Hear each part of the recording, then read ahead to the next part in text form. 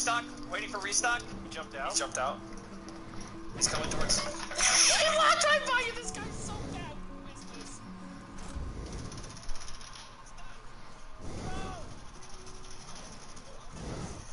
He just mowed us down.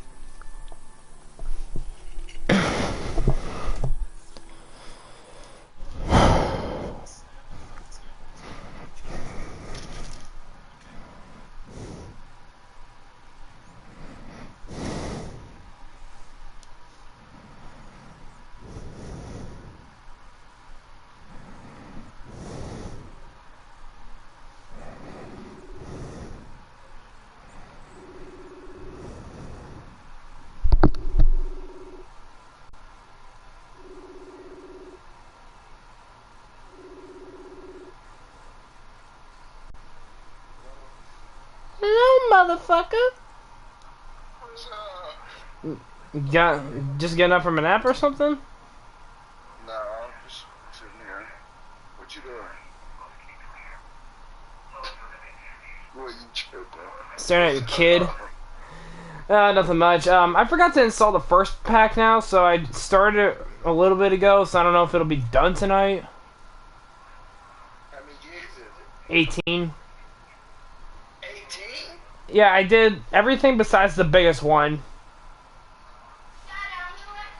I mean, if I put it in rest mode right now, I could be probably done sooner. Man, you gonna need them all, dude. I'm telling you that now. Oh no, I already got the other two done. It's just the first one. Yeah. Ugh, I'm fucking pissed off, bro. Oh yeah, it was an 18 one. Yeah, the first one. A 9 one and an 18 one. Yeah. I thought it was gonna be like a 3 GB one, but no, it's gonna be the first biggest fucking pain in my ass. Yeah, there's some big gigs. Well, hopefully we're playing Warzone tonight, because, you know, yeah. Oh yeah.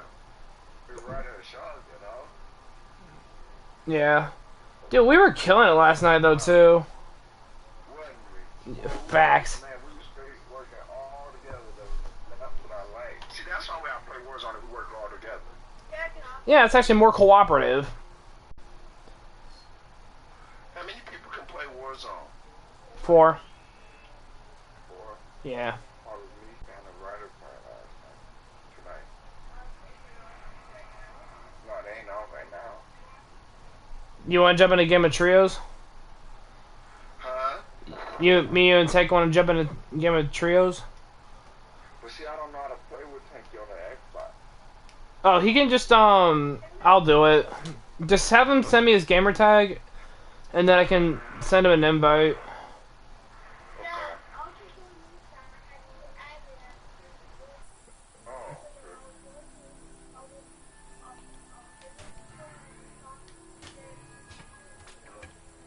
Oh, we gotta go on game chat just for you to talk. Yeah. That's all we have to do. You can't join the party. Yeah, but I don't want him to deal with them assholes though. He's not gonna be talking to anyone but us, John. The only time he'll really hear anybody if he kills somebody with a headset, saying "fuck you."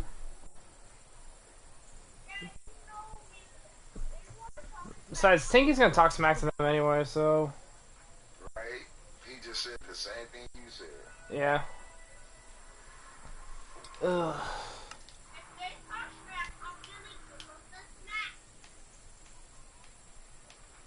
Look like your granny did your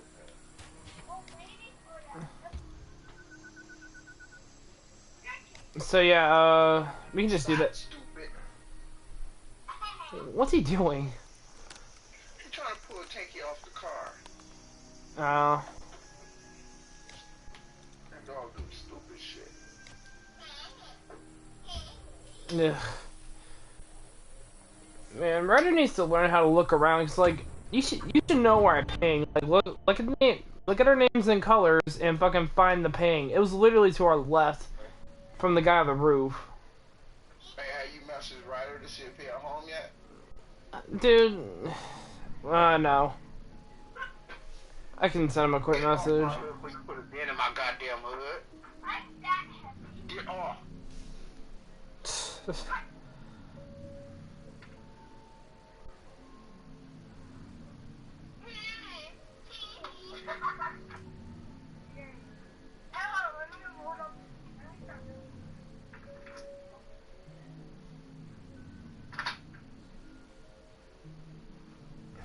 Jumping on my damn hood. Oh wait, he's working today, isn't he? Yeah, I think he should be get off to the boy. Well, he would've been off like 2 hours ago. But he normally doesn't get on till later anyway.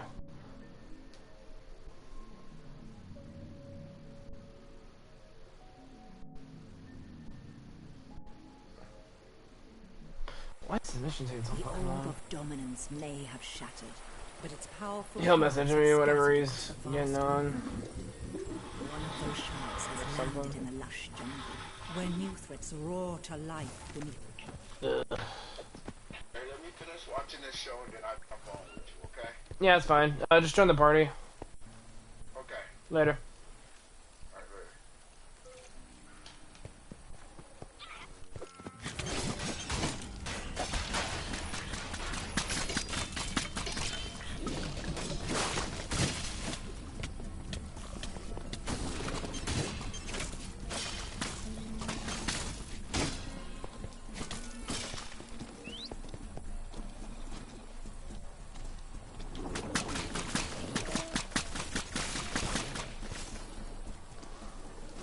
Giggity giggity goo. Jiggling jiggling.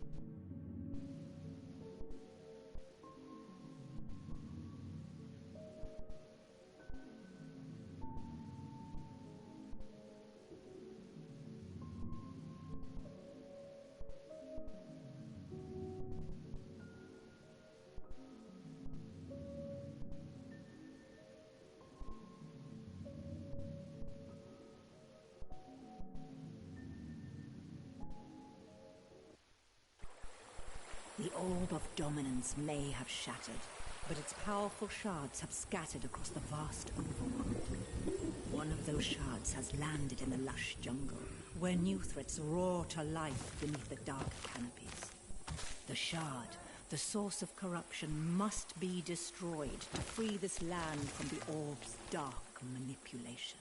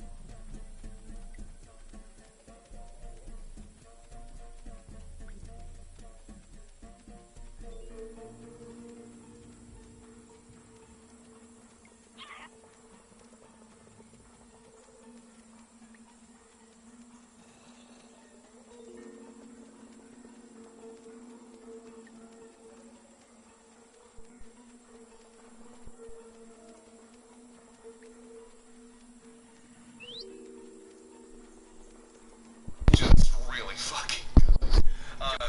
Can we just say that the Agni Kai Zuko versus Azula is probably the best fight in the show? Yeah. You know what? It probably is. I'm gonna say that. Off the top of my head, yeah, it's probably the best fight in the show. Part of that had to do with not just only the beautiful animation, but also the music that accompanies it, the way that they use sound, the actual, the way that it develops and ends. Because it doesn't just end when Zuko goes down. It ends when Katara takes her down. Yeah, in a very clever way too. And let's not underestimate the fact that they were literally fighting a broken Azula at that point. And Great Delisle, oh my god. Yeah. Let's circle back around to Azula because she is one of my favorite characters. But yeah, so Katara just becomes a total badass as the show develops, which makes me, I'm gonna get a little progressive here. I really like the fact that the women in this show are all just spectacular. There are so many different kinds of strong, interesting women in this show. Between Katara, Toph, Suki, Azula, you have, Ty Lee, May, God, even the puppet, the original Bloodbender, you have all these really cool female characters all throughout. And I'm really happy to see that. That's not something you get often didn't get often, in American animated television, where you just have a bunch of badass women. And that's because,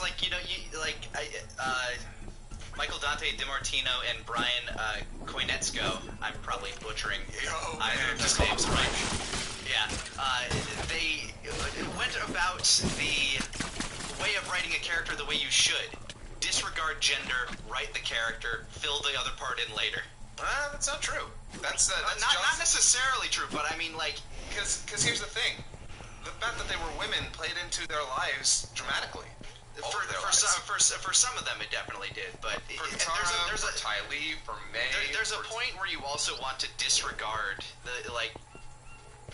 There's a point in character where gender doesn't play a role, and that's the part where you have to be able to say okay, this is just the human condition. It has nothing to do with gender. Yeah, and that's how would they? Yeah, then the reason to write a character's gender as part of their life is because no matter what, something that's gender means something culturally. So we see that matter for Katara. It matters for Toph. It matters for Suki because Suki is part of an all-female troupe of fighters. You see all of these different characters, and for some characters, them being male means something. For Zuko, the prince, his honor, you can see for Sokka, that plays heavily into his character. Gender politics played a role all throughout Avatar, and that was the thing. And the thing that they were careful about was only on a couple of occasions did they kind of just like overstep how they wanted to communicate that. But you know that it felt like it mattered because yeah, this is a cultural thing. But yeah, that's a whole other topic. That's a whole thing to go into. Gender politics and Avatar. I just really appreciated the fact that strong. They wrote a lot of very strong characters, some of whom happen to be women. Yes. But yeah. So we have Katara. Sokka is actually one of my favorite characters in the entire show, just because of like how funny he gets, but how also useful and relevant he stays, despite the fact that he is not a bender. There's something that got pointed out actually Yes. as the series progressed, is the fact that while Aang was learning all of the nation's elemental, attributes, Sokka was taking military tactics. Yeah, he was learning Sokka is the cultural avatar, like the militaristic avatar, learning fight styles and technologies from around the world in order to better give everybody else a chance when it comes to facing the Fire Nation. I love that. Man, Sokka could have easily been just the annoying, he could have been that guy in the Under Island players. Obnoxious, sexist, always talking about food, and just basically useless. And he's not. And I was so happy to see that. I was so happy to see the jokester character in that first season develop as time went on. And by the time we got to season 2, he was actually incredibly helpful all throughout, just in terms of, he was helpful in season 1, where he came up with ways to deal with the attack on that Eastern Air Temple. It was really great to see. He was sort of a meathead when it came to people, but strategically, he just studied and learned and picked up so much. He's a learner. I don't know. He's a very valid combatant. Yes. And which is proved, I think, the most when he gets his meteors. Oh man, that episode is a weird one. It's such a cool one though. Sokka's master. It's really cool. There are 2 problems I ultimately have with Sokka's master, and I feel like pointing them out because otherwise, it's a really great episode. But one, it literally takes place over a day. Literally over a day. They even say, and one day, and it's like, are you kidding me? Yeah, he does match that pretty fucking fast. Yeah. Whatever. And secondly, I understand that they wanted to give him the sword and stuff and had to, teach him something, but, leaning into this idea that he wasn't helpful, I'm like, yeah, he's been the strategy in this whole... Yeah, it's helped a lot. I mean, yes, he can't bend, and when it comes to a fight, he often needs help. He's incredibly helpful throughout, those 2 seasons. Why in the 3rd season they decided, Sokka, you're pretty good, but non-bender. Oh, man, I sure wish I had something that made me stand up. I'm gonna learn how to use a sword. I love the episode, it on rewatch, I'm like, oh, it comes out of nowhere. Yeah, a little bit. It never bothered me too much, except for the part that you might think where he started feeling inadequate. Yeah. When you're standing next to the Avatar, the literal most powerful bender in all the world, hard not to feel a little inadequate. But Yeah, unless you're Toph, in which case you're just you're just the best. And moving on to Toph, I think the show really hits its stride and actually holds you from that point forward when they introduce Toph. So, fascinating character because she's static. Unlike all the other characters, she does not have an overarching, story that really culminates to anything in terms of her development as a, in her personality. She has little things. Yeah. Learning to, it's, for her arc was mostly learning how to trust others and, appreciate a family. Yes. Basically. Yeah. And that was her arc. And it's a much smaller arc, but it's there. Yeah, I mean, it is there, you're right. One does, but she doesn't exactly into the overall story as strongly as those other characters do. Which is kind of made a joke of when she gets her own little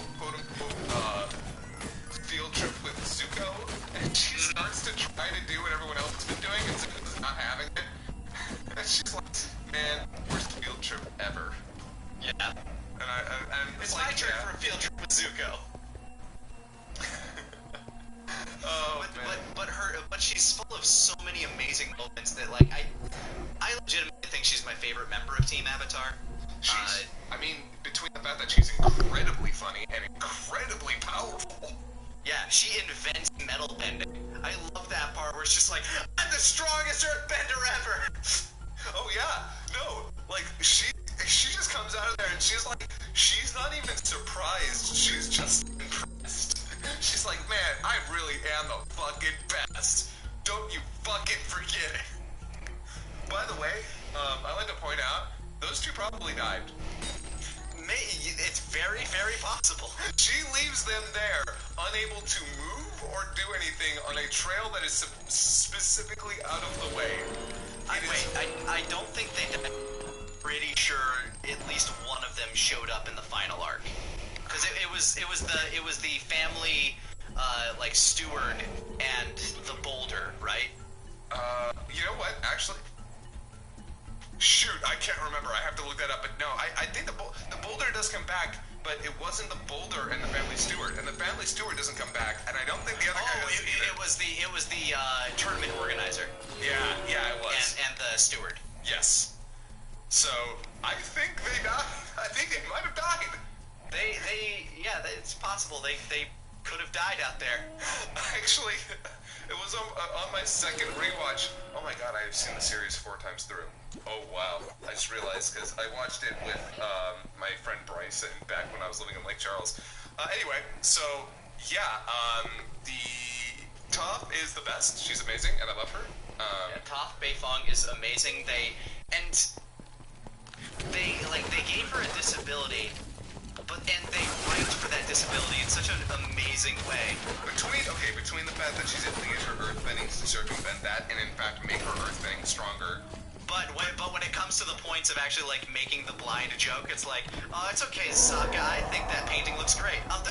Hey, Why do you do that? No, why do you feel the need to do that? and oftentimes people will forget that she can't read. She's like, I am blind! There it is! Is what one of you are gonna say when one of you finally spots it. It's like moves the hand and her eyes smiling.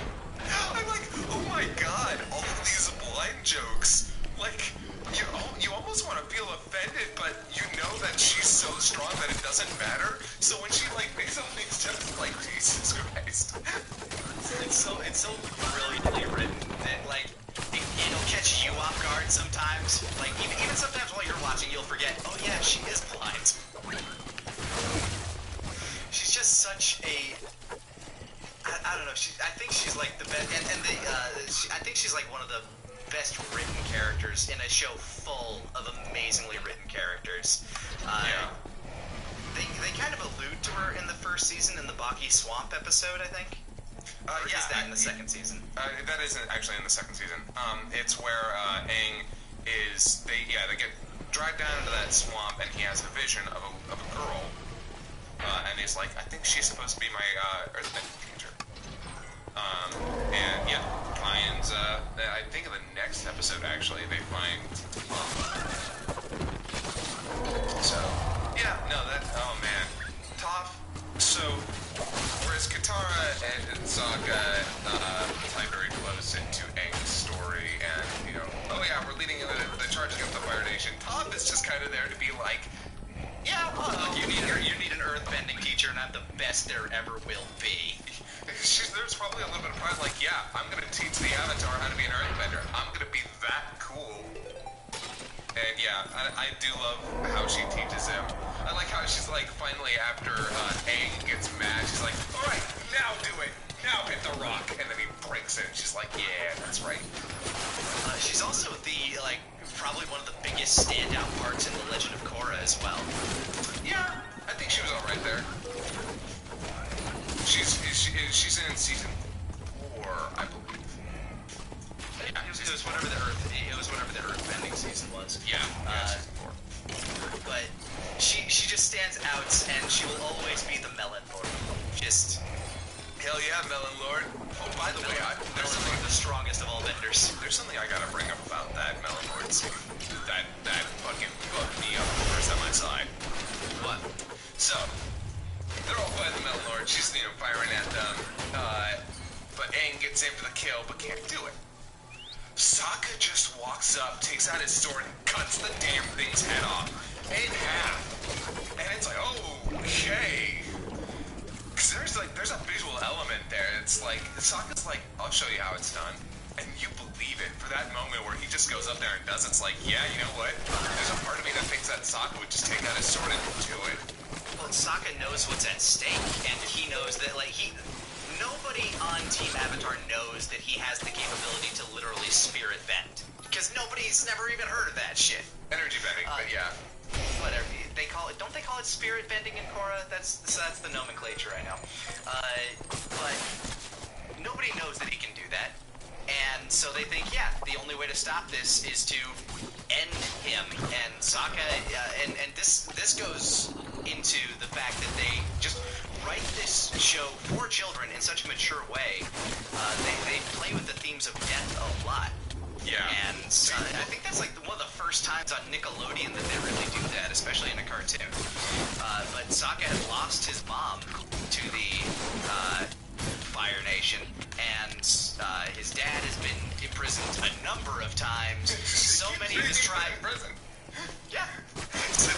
So many of his nation's people have been killed, and so many other people have been killed and suppressed due to this guy, that, yeah, sometimes you gotta take that step. Just like with, I think the first time they recognize it is when they go to Kyoshi Island for the first time, and Aang is put on trial for... oh wait, no, that's the trial is much later, but he learns that Avatar Kyoshi once killed a like this Genghis Khan-like dude that was just trying to overtake the entire Earth Nation. Which I love when Aang is like, but he fell to his own death. And she's like, I don't see the difference. Yeah, I killed him. I caused it. I was the one that opened that hole that he fell into. Yeah. And, oh man. And then, Tingsha, damn it, I forget the era. There was Kyoshi, Roku, and I forget what the airbending one was. You mean the waterbender? The one No, the airbending one that he talks to. The waterbending one, he is just a fucking, I liked him because he's like, yeah, I was a waterbender, I was a surfer, I was pretty cool, go with the flow. Then my girlfriend got her face stolen. Yeah, which, amazing callback to season 1. Oh yeah, by the way, Ko the Face Stealer, best part of season 1. I was actually sad he never came back.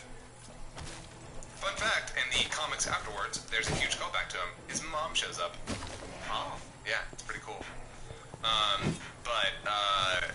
Yeah, so... But even the airbender is like, oh, kid, you don't get it. You don't get enlightenment. You're the Avatar. Like, you can't. Yeah, you're not allowed. You have to bear the burdens of everybody. Yeah.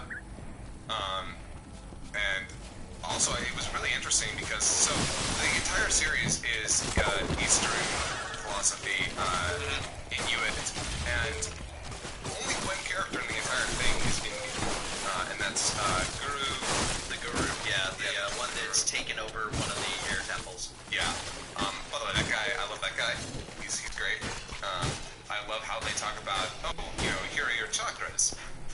The whole chakra thing was fascinating because I really liked when they would go into the mechanics of how bending worked. You use your chi. It's all chi based. So like when they talk about, oh, so if you get hit by lightning, which by the way only firebenders can do this. I was curious about that. And yeah, only firebenders can do this. You have to channel it down into your stomach and then release it. I was like, oh, that's so cool. So that's like, they're talking about like, oh yeah, that's where your pool of chi is. It's in your stomach. And your chakras are connected all over. And I love that stuff. And that's, I miss the Guru. It was cool. The entire show is just full of those really fun, lore expanding and like world widening moments. One of my favorite things in most shonen anime is when they explain how the power works in that world, like Hunter x Hunter with Nen. I was about to say, the best one. Yeah, the best one. But to other extents would be Chakra in Naruto, or they do it very lightly, but Ki in Dragon Ball Z. When they explain how this stuff works, it kind of gives you that like visceral feeling that they kind of like connects you to that world a little bit more. Yeah. It's like,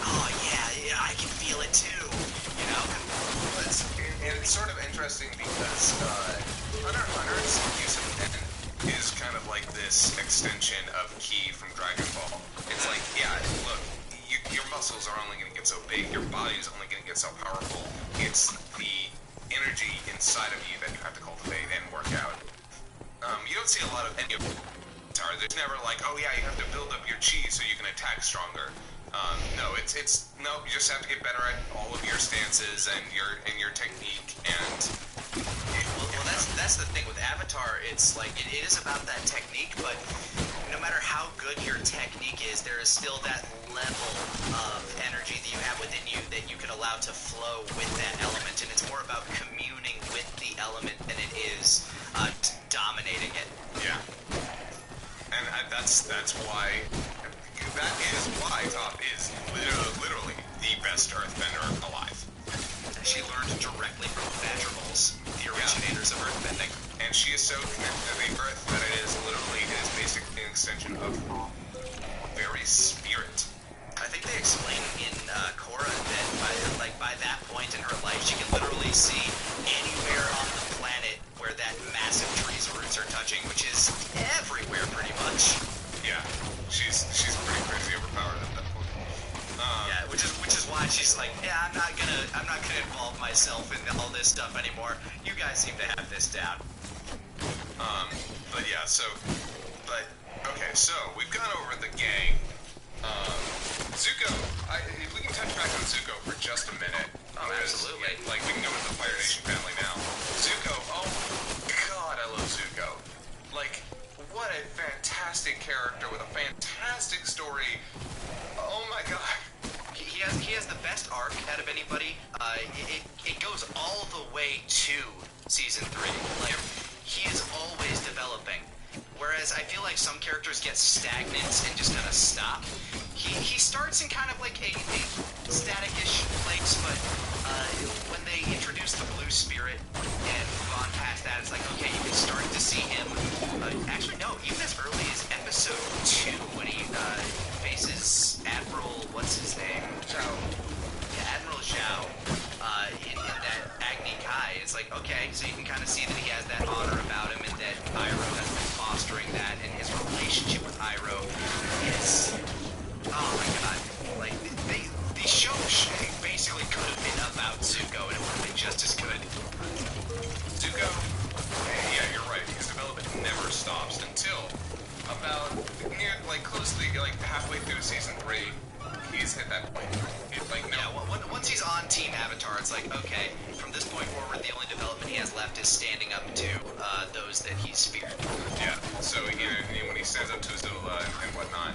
But also, I won't... Okay, so, as I've said, I've watched this show 4 times through. I still can't not cry when he finally meets back up with his uncle, after the eclipse. That kills me every time. The fact that when Zuko finally apologizes, it's done. It's over. He's not mad at him. He was never mad. He was just so scared for his nephew. And he just hugs him. He's like, how could you forgive me so quickly? And it's like, so scared. He was scared to lose another son. It's a beautiful moment. I mean, Iroh is such an amazing character, made amazing by Mako. Mako? Yeah. Made amazing by the late Mako. He brings such an air of dignity and respectability, but also aloofness to that character, that he makes him whole. And part of it is the fact that he is so old and he's been around for so long and he's seen so much that he knows what to take seriously and what not to. He's got that confidence and casualness about him. It's like, hey, I'm gonna focus on the things that matter to me. And Iroh has a moment of passing on just a bit of wisdom to literally every single member of the show. Yeah. His moment of sitting down and having tea with Toph is one of my favorites. Oh yeah. Oh my god. And she's like, and she remembers him. It's like, I met your uncle. He wouldn't stop talking about you. It was actually kind of annoying, but also pretty sweet. Yeah, no, I'm sorry, but Toph and Iroh hanging out together is like best friends. I like where it's like, that's how you treat somebody you love. Not that I love you, I barely know you, but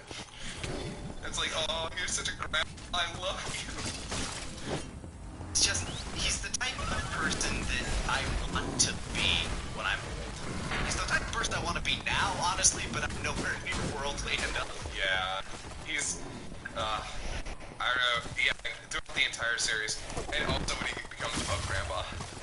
Oh yeah. Like he knows that dignity only goes so far. He doesn't care about dignity. He cares about like just his own self-honor, like honor his own values. Face himself in order to make sure that he doesn't have to hurt some people, don't have to get hurt. And it just an amazing character. He tells that guard, you should go home and get some rest. She's like, no, I feel fine. No, I think it would be better if you weren't here this evening. Just warning them, like, shit's about to go down, I promise you. Go. Yeah, and oh man, I'm so happy that she just, you know what, okay, after all this, after the relationship I built with this person, I'm just gonna take his fucking word for it and go the fuck home. I was like, yeah, that's a right, Lyra. He's kind of good at this. I think, like, everything kind of, like, hits home in another one of my favorite episodes. The one in Season 2 where it's just everybody having a moment during the day, the compilation episode. Tales of Ba Sing Se. Yeah, Tales of Ba Sing Se. It's really the only episode that kind of stands out, the only part that stands out. Part, just him teaching the mugger how to hold his knife, and it all culminating in that immensely heartbreaking moment at the tree.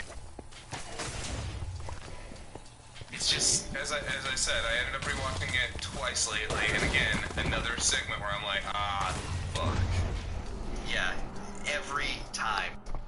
Like, I feel my heart break again every time, especially, the fact that was also around the time that Mako passed away, and that segment was dedicated to him. He's on the vine, man. He's on the vine. Alright, so we've talked about Zuko, we've talked about Iroh. Now let's talk about the real villain of the show. Some might say Fire Lord Ozai. No. It's Azula. Azula is villain. Hey, let's talk about the Fire... Like, you know what? Let's talk about the Fire Lord for a moment. He's voiced by Mark Hamill. He looks intimidating. Cool. That's the Fire Lord. And he has, like... Okay, his fight with Aang is pretty cool. Oh, yeah. But once Aang goes Avatar state, it's literally just a shit stuff. Yeah. Like, it's almost embarrassing how quickly he is defeated, even with the power of Sozin's Comet. Yeah, I mean, so, you know, if we're going to talk about that real quick, is spectacular, but it's also really good to mention that he survives against Avatar State Aang way longer than anybody else. And Avatar State Aang that did not want to kill him. Well, let's try to take him down, though. Yes, he was lethal intense. Could you imagine? I don't know the part where he breaks up the rocks and starts shooting them like bullets. I could believe that he was trying to battle him down to a defeat and not kill him, but I'm not even sure that Lethal Force would have managed to do any more or less damage than it did, because the Fire Lord was doing his best to dodge all of that shit. It was a really amazing fight against a guy who was definitely bad. And again, it was Mark Hamill, so at least it had that going for him. He was a big, intimidating force to be reckoned with. The Sozin's Comet three-parter is just like... It's the ultimate climax for her. Yeah, it's parts actually. Oh man. It is the ultimate climax to the show. Like, everything that will be here. Because every part that's going on is amazing. You have the fight with Aang and Aang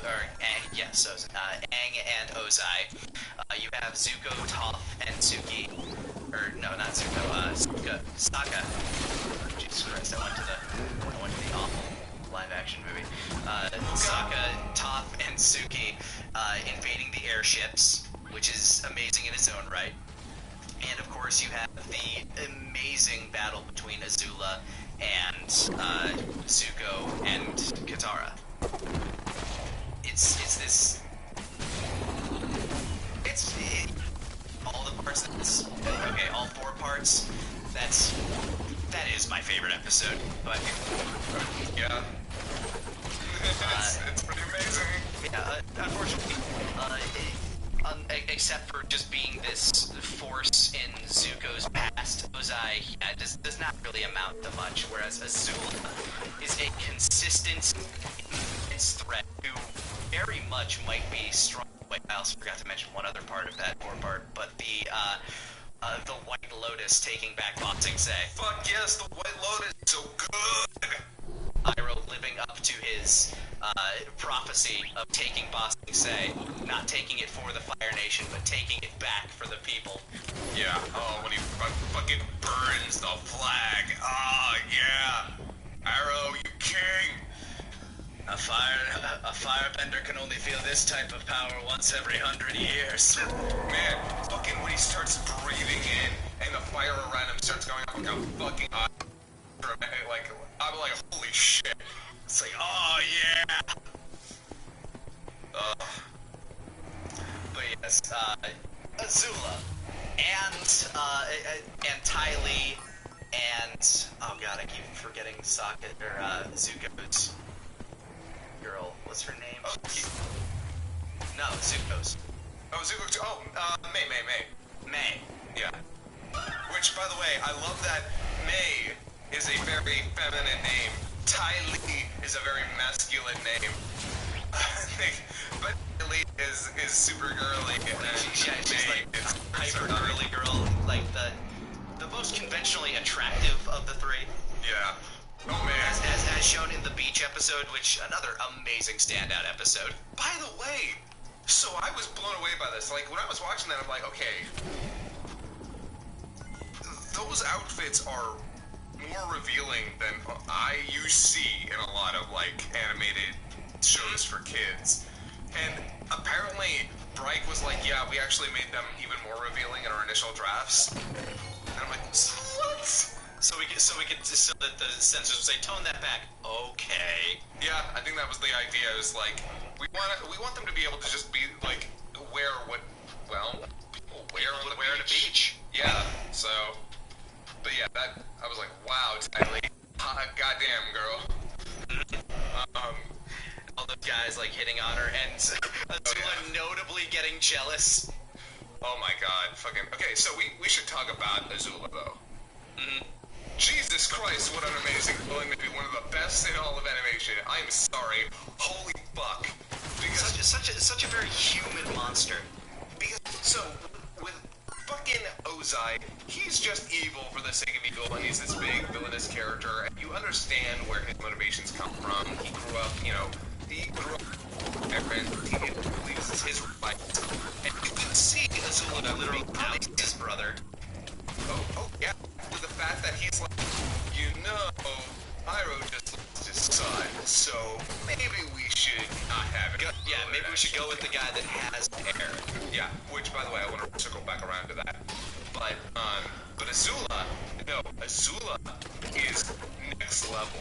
She's like, no, I've learned everything I need to know over the last 15 years of my life. I know exactly how to work people, how to use firebending, how armies work, how our nation works. I know. Yeah, she is possibly the strongest firebender outside of Ozai, and even then, as a 15-year-old girl, she would outclass him eventually. That would be. Oh, I can't help that she would if she were in the right headspace. Which she really is. We see her, like, the only time she's absolutely outmatched is when it's literally Iroh, Zuko, and Katara, and Sokka backing her into a corner, and then she's like, okay, yeah, even I gotta know when to peace out. Later, bitches. And fucking shoots Iroh with lightning. Like, that whole scene. Oh my god, she's just a great line of her just giving shorts of time as she is an amazing Nickelodeon bitch. She plays all the bitch characters on the Nickelodeon cartoons. I know, right? Oh, like, that's such a good job. Yeah. Oh, she's so phenomenal, and yeah, I can't get around much. I love Azula. Also, I don't know if you, so, you were watching the again, did you notice that Azula has a theme? You mean musically? Yes, well, she has a motif. She has a motif that plays whenever she shows up.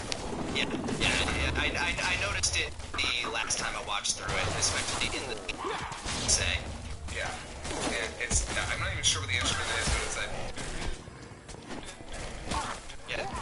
It's like a shamisen of some. Like, Yeah. It's some sort of Asian banjo. Yeah. And it just plays in the background and I really noticed that again until I rewatched it. I'm like, oh, well, she's got a motif that plays whenever she shows up. And so whenever you hear that music, you know that it ties directly to her. And I don't have a typical musical theory, but I do love how music can tie a scene to a character or an event, even without them there. Yes, I think that is amazing. The music throughout Avatar is actually kind of up and down. I think sometimes it's cheap and lame. I think there are sometimes that the music is just, okay, need something to add out this game, whatever. But there are also times where it's fucking gorgeous. Yeah. Notably in very key moments. Yeah. But it runs into the same issue that a lot shows like this, including like many anime. It's that they have like a selection of songs. It's like, what do we have? Oh, well, this song will fit here. This song will fit here. This song will fit here. And you kind of run into that a lot, especially in early season 1, where they probably want more of their budget on the animation than they did. Which can I point out that this show only won one Emmy for animation? It wasn't even for outstanding animation or any individual achievement for Sang-Jin Kim for like Lao Kai. It never won specifically. I don't know what competition it was running into. Holy shit. Yeah, that is shit. But, okay, so we've talked about all the things we love about the animation. By the way, I don't think we spoke about the animation. The animation's holy fucking I shit. also don't think we've gone nearly enough into as really. I mean, we could go more into the fact that complex about her mother, which, oh man, like, just the glimpses that you see speak volumes about her. Immense. She has immense confidence despite being this. Like Part of the reason she became the strongest was that she had problems with her personality, affected her relationship with her family, and then she turned that into, fuck it, if they love me who I am, then I'm just gonna fuck down, both in my personality and my strengths. And right stated, I think it also has something to do, like, going back to what you were saying about it being kind of a male-dominating society, and how Zuko is kind of seen universally as the heir, where she is definitely the more rightful heir in terms of, like, power. Yeah, I mean, you want to talk about who is stronger, it's Azula. Yes, but it's actually... definitely. It's, Although, oh, go ahead. although it's kind of hard to say, in their final Agni Kai, even though she had kind of a shattered mental state by that point, because she just she has an inability to form attachments or any trust. She is the definition of a non-functioning sociopath. She probably would have lost to Zuko in that fight if she had not turned on Katara. Oh yeah, she would have. She was the only reason that she attacked Katara, which at that point made her lose the Agni Kai, but she was just gonna kill them both anyway, so it didn't matter. Yeah. She even tried to get rid of like the two twin ladies that were, or no, one of them. Actually, it's kind of a funny scene. I can't remember their names, but like, number one, you're fired. Number two, you come with me. But the you come with me. But I'm number one. Yeah. And that was. I loved those characters too. Just like the old grandmas. They were great. Just as she slowly shatters. Specifically once the label of Fire Lord is placed on her, and the pressure actually hits her. Yeah, and it came at the worst time for her. If Ty Lee and May had betrayed her, I think she would to become an unstoppable monster. But I think it was people that trusted. They were friends. Yeah. After losing the things that she considered friends. Yeah. The only people that she, like, even after that, after it all starts crashing down, she even starts to not trust her father. So at that point, it's like, wow, yeah, no, she needed those last remnants of friendship and trust. And once they were gone, no, she just spiraled. She couldn't trust anything. Yeah, she spiraled immediately and horribly, and oh my god. Yeah. And like when Zuko goes up there and he's like, I can take her.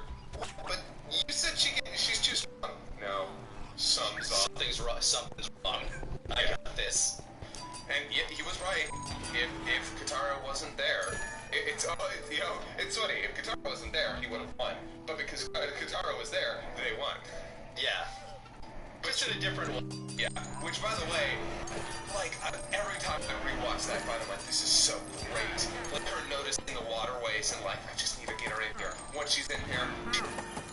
And the final breakdown where she's just like to the water grates, screaming, crying, breathing out fire is such a powerful moment. It is the darkest scene in the entire show. Like, it is dark as hell, sad as hell. Watching that is just hard. It's darkly heartbreaking. Because in that moment, see not Azula, the monster that tracked them down, but just this broken girl. She's not even an adult. She's just broken from, her family thinking she's a monster. Her only friends abandoning her. Her whole world view being challenged and destroyed. In that movie, yeah. Are we ever getting any info what happened to her afterwards? Like, I know there's a whole sequel comic that I never read. Yeah, look, I'm going to disagree with me. Read through all of them. I do not like them. And I don't think they're good. Okay. I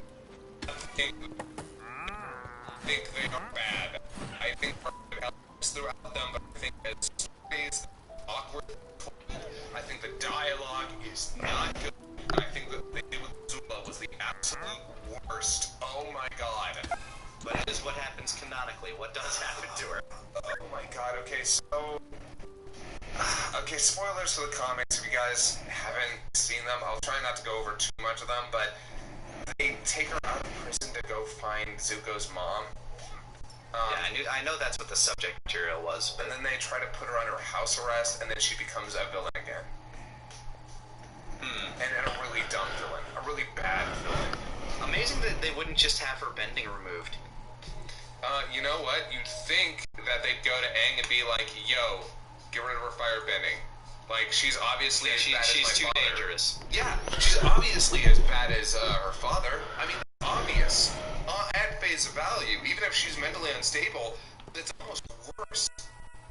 It's like, okay, no, being taken away, she's a danger or something.